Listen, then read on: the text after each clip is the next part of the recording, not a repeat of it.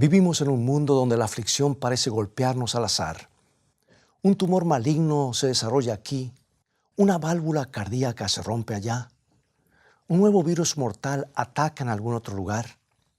Entonces nos preguntamos, ¿qué está haciendo un Dios de amor con respecto a todo eso? ¿Qué puede hacer la fe? ¿Podemos recibir salud, riquezas, tan solo pidiéndolas? ¿Qué puede garantizarnos la fe en un mundo en ruinas? Hay ocasiones en nuestra vida en que oramos fervientemente para que suceda un milagro, veces cuando parece que Dios debe obrar una curación. Pero ¿qué sucede si el dolor o la discapacidad o el cáncer no se van? ¿A qué fe podemos aferrarnos en un mundo que sigue estando quebrantado? Toma tu Biblia y mantente en sintonía.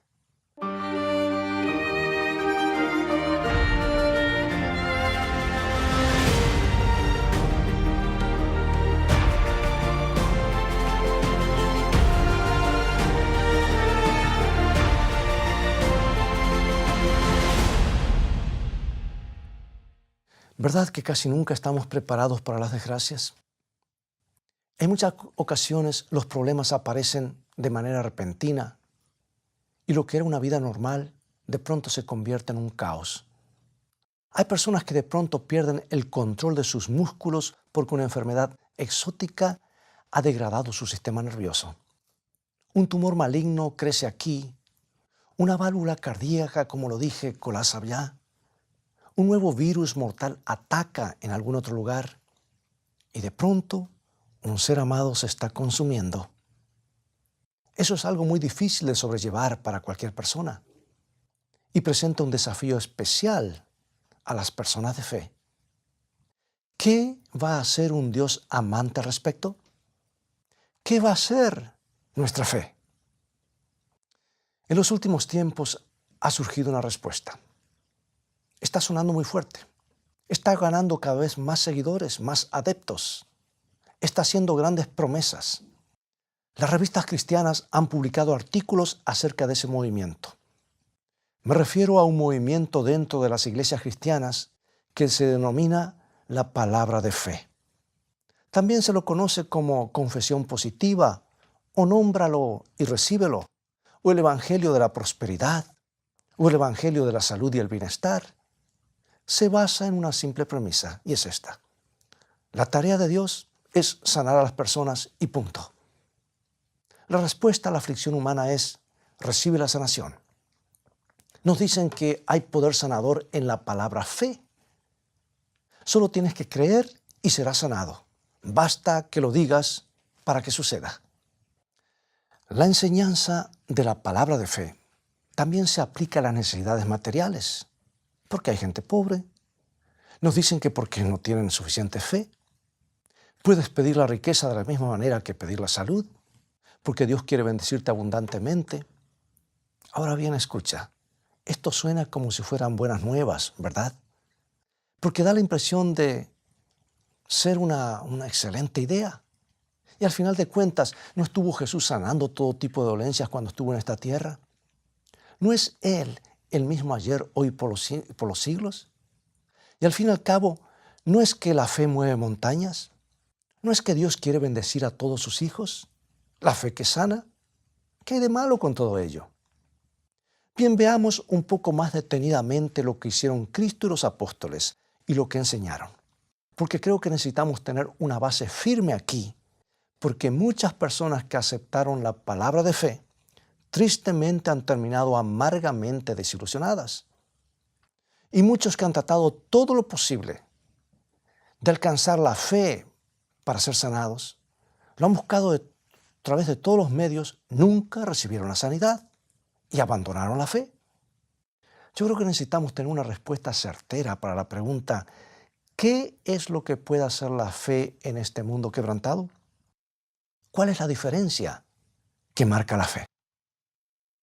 Bueno, en primer lugar, consideremos el ministerio de Jesús. Aquí en San Mateo capítulo 4, 23 tenemos una descripción de lo que hizo Jesús. Mateo 4, 23. Y recorrió Jesús toda Galilea, enseñando en las sinagogas de ellos y predicando el evangelio del reino y sanando toda enfermedad y toda dolencia en el pueblo. O sea que Jesús sanó a los ciegos, los cojos, a los paralíticos, a los leprosos. Y Jesús solía decir, tu fe te ha sanado. No hay dudas al respecto. Una conexión de fe con Dios abre las puertas de la sanidad. Pero este cuadro tiene otra cara. Yo creo que es la que ignoraron las personas que se adhieren al concepto de salud y riqueza. Tomemos los versículos de 1 de San Pedro, capítulo 4, versículos 12 y 13. Dice, amados, no os sorprendáis del fuego de prueba que os ha sobrevenido, como si alguna cosa extraña os aconteciese, sino gozaos por cuanto sois participantes de los padecimientos de Cristo, para que también en la revelación de su gloria os gocéis con gran alegría. Y aquí tenemos al apóstol Pedro, que le está escribiendo a personas que están sufriendo, que están pasando por tribulaciones, y que les dice, no creas que es tan extraño. Es decir, no pienses que es tan extraño que las personas buenas puedan tener sufrimientos. ¿Por qué? Porque Dios puede bendecirte por medio del infortunio. Y en este caso, Dios puede bendecirte por medio de la persecución. Puedes acercarte de manera especial al Cristo que padeció. Puedes conocerlo de una manera que de otro modo sería imposible. Veamos ahora este otro texto. Está en Romanos capítulo 5, versículo 3. Romanos 5, 3. Y no solo esto, sino que también nos gloriamos en las tribulaciones, sabiendo que la tribulación produce paciencia. Pablo no está escapando de sus tribulaciones, sino que les asigna un valor. Entiende que Dios a veces utiliza las pruebas para producir perseverancia, para edificar el carácter. Y este es el tema que encontrarás a través de todo el Nuevo Testamento. Jesús fue hecho perfecto por medio del sufrimiento, dice la Biblia. Ahora, ¿tenía algo Jesús que debía ser perfeccionado? No, en absoluto no. Él era y es perfecto. Sin embargo, escucha bien, el Padre en su infinita sabiduría y providencia eligió este camino, el camino del sufrimiento para su Hijo. Y Hebreo nos dice que nuestra aflicción está obrando para nosotros un peso de gloria. Y San Pablo tuvo que experimentar esta verdad en su propia vida. Les dijo a los corintios que se le había dado una espina en la carne, evidentemente algún tipo de aflicción física. Pensaba que eso había ocurrido para evitar que se exaltara a sí mismo, de que se volviera demasiado orgulloso. Pero aún así, esa espina no era agradable, lo lastimaba. Por eso Pablo le pidió a Dios que se la quitara. Y esto fue lo que Dios le respondió al apóstol. Está en segunda carta a los Corintios, capítulo 12, versículo 9. Y me ha dicho, bástate mi gracia, porque mi poder se perfecciona en la debilidad. Por tanto, de buena gana me gloriaré más bien en mis debilidades, para que repose sobre mí el poder de Cristo. Amigos, ese es un principio aleccionador. A veces la fortaleza de Dios se hace perfecta en nuestra debilidad. A veces Dios está dispuesto a hacer más cuando nosotros podemos hacer menos. Y a veces el poder de Dios brilla más cuando la fortaleza del hombre fracasa. Y eso es lo que podemos aprender del Nuevo Testamento. Bien, todo esto nos conduce a dos importantes verdades, dos cosas que enseñaron Jesús y los apóstoles. Escucha bien. Y tenemos que mantenerlas a ambas en mente. Por un lado, la fe nos habilita para ser sanados. Por el otro lado, el no ser sanados puede ayudar a edificar nuestra fe y nuestro carácter. Me decía una persona que fuimos a ungir, tengo suficiente fe como para no ser sanado. ¿Qué lección de dependencia de Dios? De confiar en que la voluntad de Dios es lo mejor y no el querer lo que a mí me parece que es mejor. Por eso, amigos, tenemos que aceptar estos dos grandes hechos. Dios es sanador y Dios quiere bendecirnos, pero a veces sus más grandes bendiciones se encuentran en medio de las pruebas y los padecimientos. El problema de la enseñanza de la palabra de fe es que acepta uno solo de estos dos hechos e ignora el otro por completo. Y esto es lo que puede suceder como resultado. Permíteme que te dé un ejemplo típico. José está luchando contra una enfermedad crónica y escucha hablar de milagros. Se entera de la existencia de un sanador. Las personas abandonan sus sillas de rueda y caminan. Los tumores desaparecen. Un ministro afirma que ha recibido el poder divino. También dice que la palabra de Dios en nuestros labios puede crear de la nada, así como Dios creó el mundo de la nada, tan solo dando la orden. Entonces José se pregunta, ¿podré recuperar las esperanzas? ¿Podré esperar un milagro? La esperanza es algo bueno, ¿verdad? Es buena si está dirigida en la dirección correcta. Y José leyó más acerca de este ministerio. Leyó cosas como, tú eres un pequeño Dios porque tienes el Espíritu del Todopoderoso dentro de ti. Solo tienes que nombrar la bendición, solo tienes que reclamar la bendición. Pero eso me hace pensar, espera un momento. Si cada creyente dispone de ese poder milagroso, ¿para qué necesitamos ir a un sanador? Bien, José decide ir de todas maneras, porque vale la pena intentarlo. La artritis está en su espalda, una dolencia crónica muy molesta. Bien, en el servicio, el sanador impone sus manos sobre José. De pronto puede enderezarse y ya no siente dolor. Es maravilloso, Dios parece tan real. Pero un mes después, adivina qué sucedió. Acertaste. El dolor regresó. José se siente desilusionado, obviamente muy desilusionado. Entonces acude al sanador. ¿Qué sucedió con la sanación? Lo llama por teléfono y el hombre responde, bien, puedes perder la sanación recibida por no tener la fe apropiada. Un poco renuente, José regresa. Hay otros milagros, otro milagro aparente. El dolor se va, pero 2 semanas más tarde la artritis aparece de nuevo. Sin saber qué otra cosa hacer, José regresa y sigue yendo y termina visitando una docena de sanadores distintos. ¿Sabes algo? Cada vez se siente un poco más miserable, un poco más amargado. No puede abandonar la esperanza de que Dios de alguna manera, en algún lugar, por intermedio de alguien, lo libere de la artritis de una vez por todas. Ahora déjame contarte una historia completamente distinta, la de Joan Herman. Una mujer que estuvo 20 años conectada a un pulmón artificial. Un pastor amigo mío tuvo el privilegio de visitarla. Tenía 38 años y se estaba muriendo. Además de su parálisis provocada por la polio, tenía cáncer. Estaba radiante y con un espíritu alegre. Ella pidió, tome mi Biblia. El pastor tomó la Biblia que estaba en un estante. Ella le dijo, ábrala en el Salmo 119, el versículo 67. Y luego dijo, lea ese versículo que le ha dado ánimo a tantas personas a través de las épocas. Y ese versículo dice, antes que fuera yo humillado, descarriado andaba, mas ahora guardo tu palabra.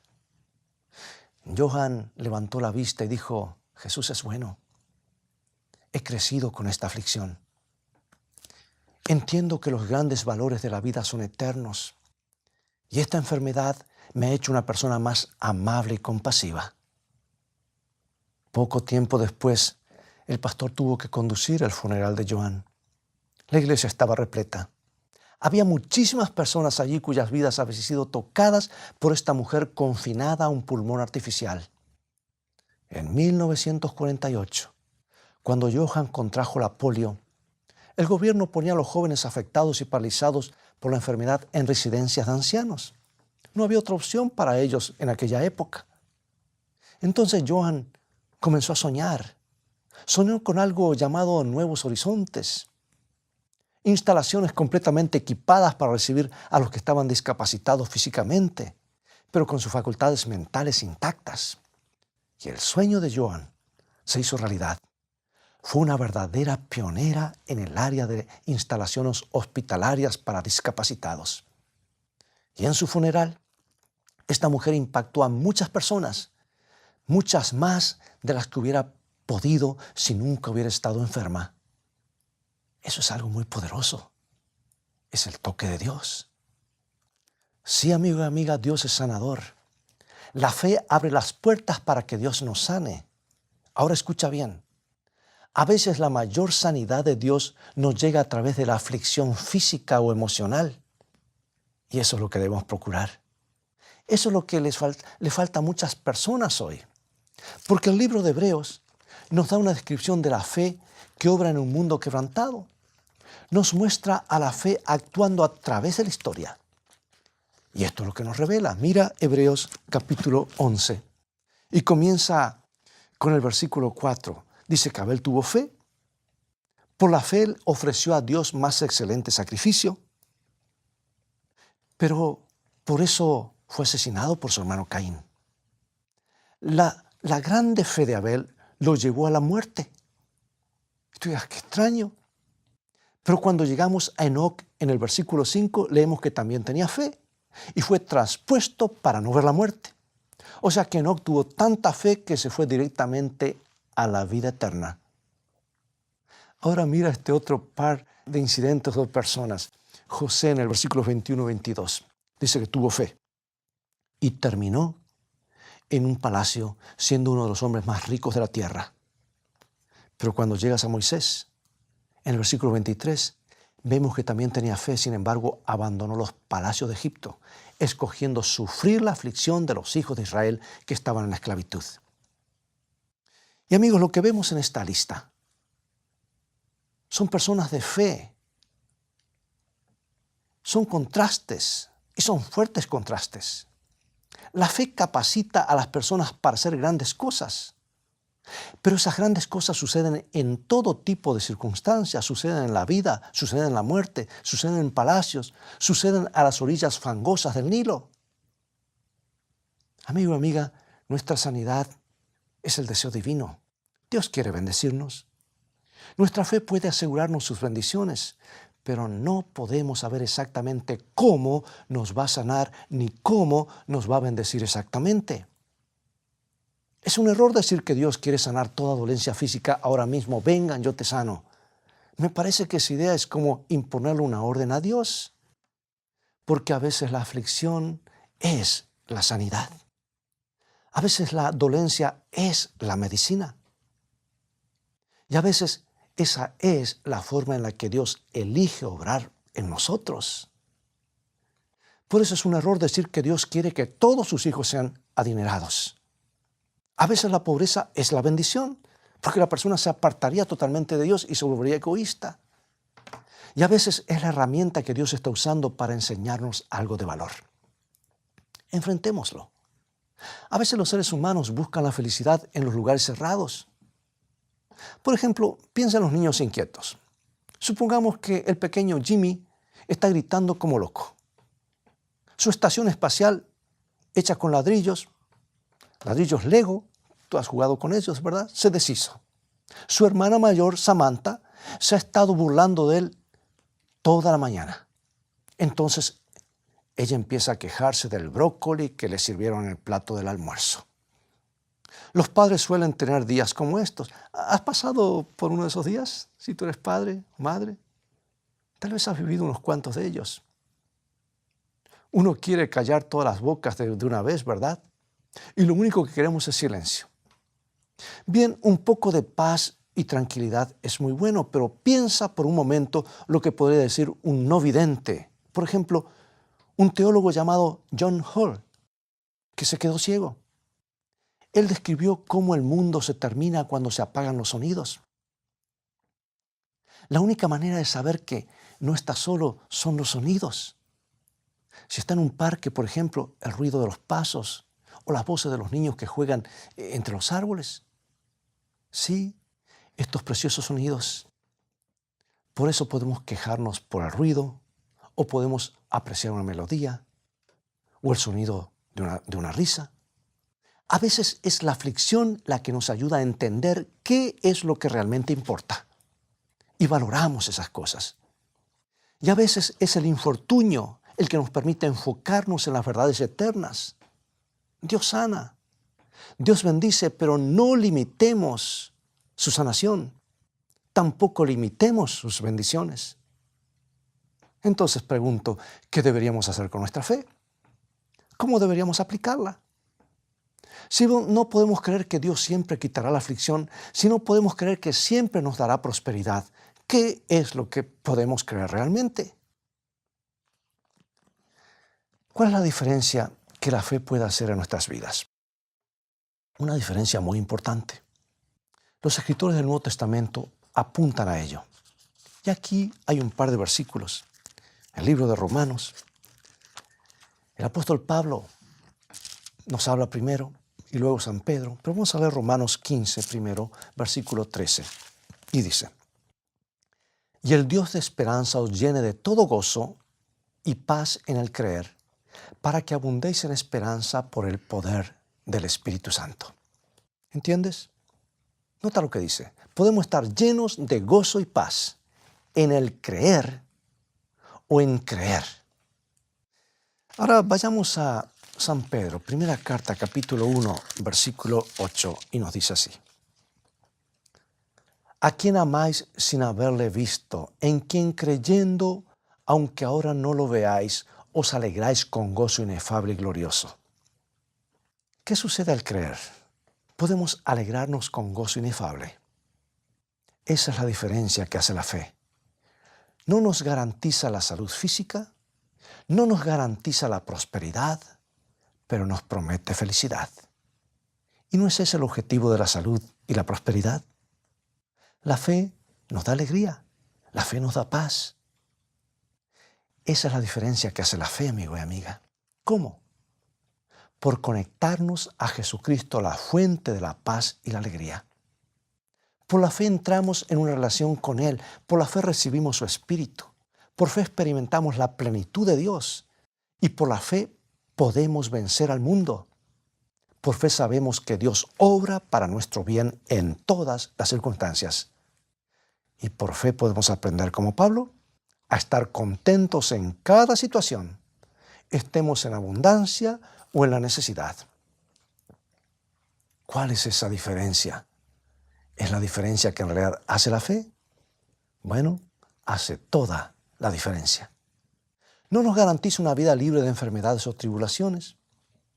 Nos promete escapar de la miseria humana. Ese es el punto clave. Si vives una vida de fe, no serás miserable. Amigo y amiga, hay muchas personas con perfecta salud física que son completamente miserables. Hay muchas personas extremadamente ricas que también son totalmente miserables. La miseria humana es el verdadero problema y la fe tiene la solución. La fe es la elección de confiar en Dios como un amigo íntimo en las buenas y en las malas porque Él está allí. La fe nos capacita para hacer lo que Él nos pide y aceptar lo que Él permite. Y no se trata de un premio consuelo. Esa es la mejor manera de vivir. Porque en Hebreos 11:1 nos dice, es pues la fe, la certeza de lo que se espera, la convicción de lo que no se ve. O sea que la fe nos otorga sustancia. Hay muchas cosas en este mundo que son frágiles y son momentáneas, son pasajeras. Se esfuman en un instante. Pero la fe nos da una sólida conexión con lo eterno, con las cosas que no se pueden ver. Porque la fe ahora abre nuestros corazones para lo que más importa. La fe abre nuestros ojos.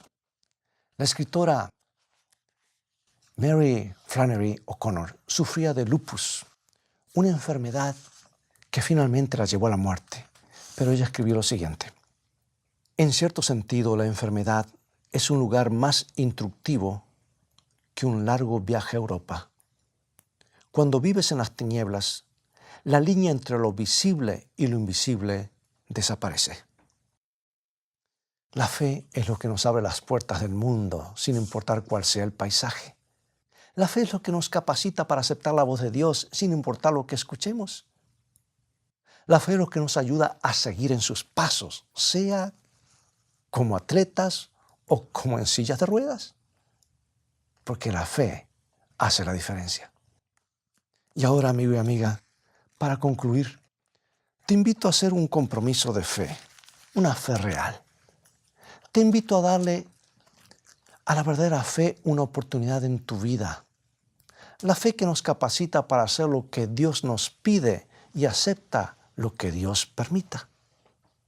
No es un esquema para hacerte rico en un instante. Es el único sendero seguro hacia la felicidad humana. Es la ruta más directa hacia la satisfacción. Es el mejor camino de vida. No importa cuáles sean tus circunstancias o tus aflicciones o tus desafíos, te invito a comenzar un viaje de fe, a comenzar a confiar todas las cosas a tu Padre Celestial. Toma esta decisión firmemente. Permite que Él guíe tu vida a través de su manual, la Santa Biblia, y confía en Él, en las buenas o en las malas, sabiendo que las cosas han de terminar bien para los hijos de Dios. Ábrele tu corazón. Permítele que te llene con su fe en este mismo momento. Acompáñame en oración. Padre Celestial, gracias por ser un Dios que sana y un Dios que bendice. Gracias por invitarnos a tener una verdadera relación contigo.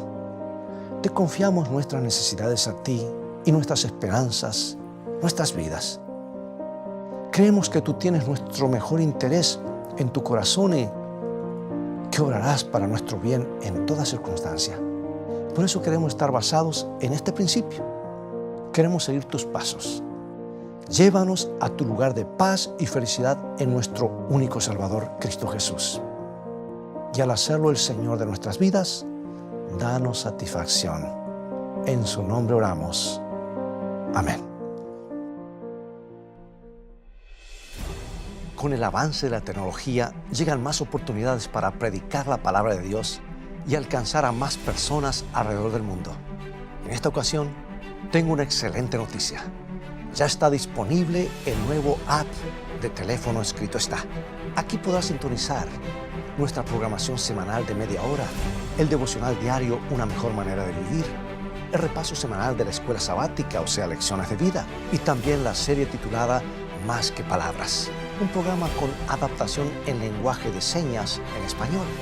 El app de Escrito Está ya está disponible en la tienda de Android y Apple.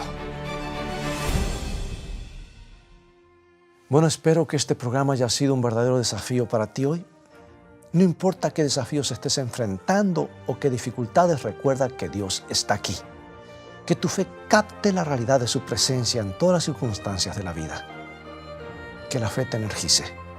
Que la fe le dé valor a tu corazón. Será hasta el próximo programa. Dios te bendiga y recuerda, escrito está, no solo de pan vivirá el hombre, sino de toda palabra que sale de la boca de Dios.